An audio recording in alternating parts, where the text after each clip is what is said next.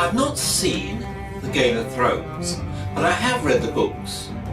It's an epic tale of battles, love and greed as mighty dynasties compete to who will sit on the Iron Throne. The series is very popular and has been highly acclaimed. It's also jam-packed with many characters. I frequently have to turn to the front page where all the participants are listed just to check exactly who a person is. But that's probably just my old age and forgetfulness. However, let me tell you of another mighty saga of wars, sex and intrigue. As two great dynasties clash for another royal throne. This Game of Thrones is to be found in the biblical books of Samuel and Kings. On one side is the house of Kish, represented by Saul, the first king of Israel and his followers. On the other side is the house of Jesse, represented by David, the shepherd boy who rises to become king, and his family. Again, in both houses there are hosts of minor characters. To prevent confusion, I'm only going to name three. From the house of Jesse are three nephews of David: Abishai, Joab, and a younger brother, all commanders in David's army. From the house of Kish is Abner, a commander in Saul's army, so I hope it won't be too confusing. For those who are following the Roman Rite, today's first reading tells of an incident from this epic tale. King Saul is hunting his rival David with the intention of killing him. They camp for the night. However, under the cover of darkness, the fugitive David creeps into Saul's camp.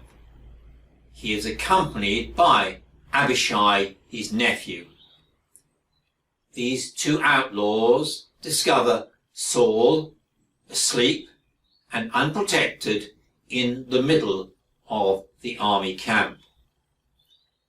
How will the two intruders act?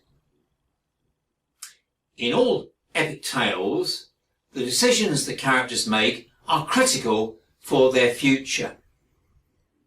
In this passage, we have come to one such pivotal point. Let's pause for a moment as we look at the character of Abishai and David. We see Abishai's vengeful nature in a later incident. In one of the many skirmishes between the two houses, we hear of the death of Abishai's younger brother. His killer is none other than Saul's commander, Abner. We hear a gory description of his death. Abner struck him in the stomach with the butt of his spear, so the spear went and came out at his back. He fell there and died where he lay. Much later, this same Abner, the enemy commander, tries to negotiate a secret peace deal with David. When David's two nephews, Abishai and Joab, hear of this, they are horrified. They have neither forgotten nor forgiven the death of their younger brother.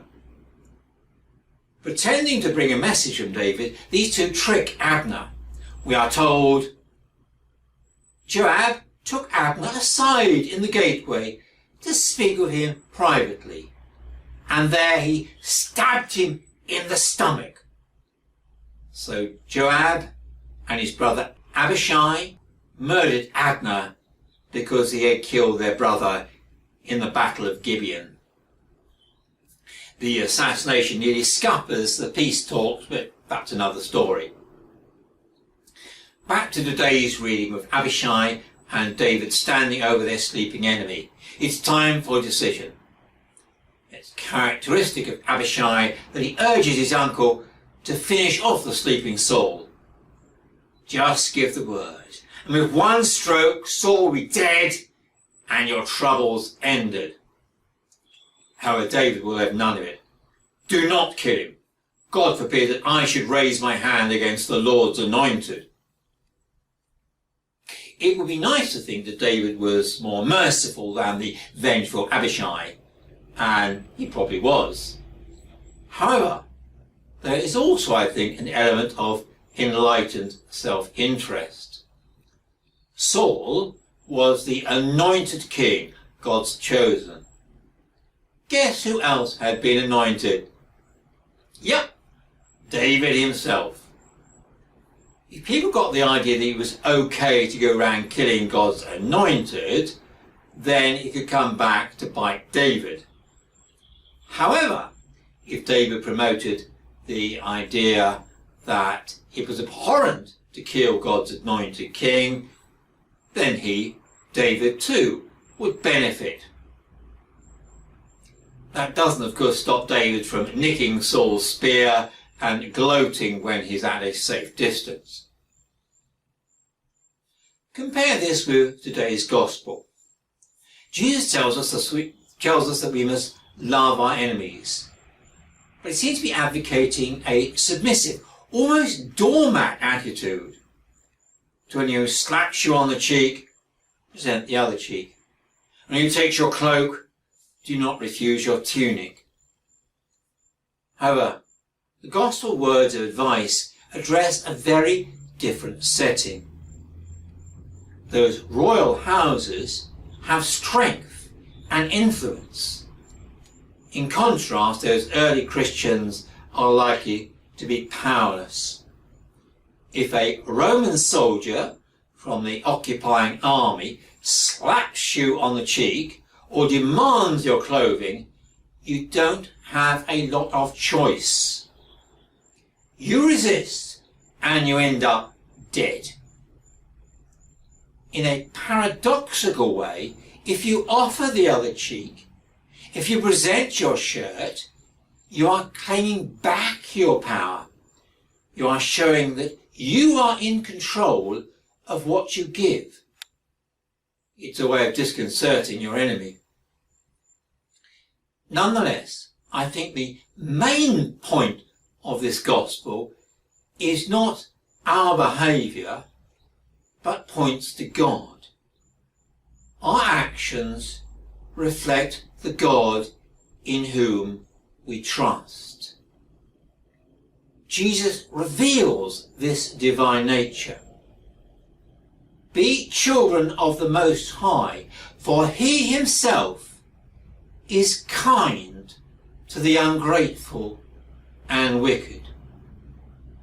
Be compassionate, just as your Father is compassionate. As King David knew, and as the Gospel says, the measure you give is the measure you'll be given back. Or as we might say, what goes around comes around. Someday, when we face God, we might be very, very glad that the Most High is compassionate and kind to the ungrateful and wicked, because that just might be me. Amen.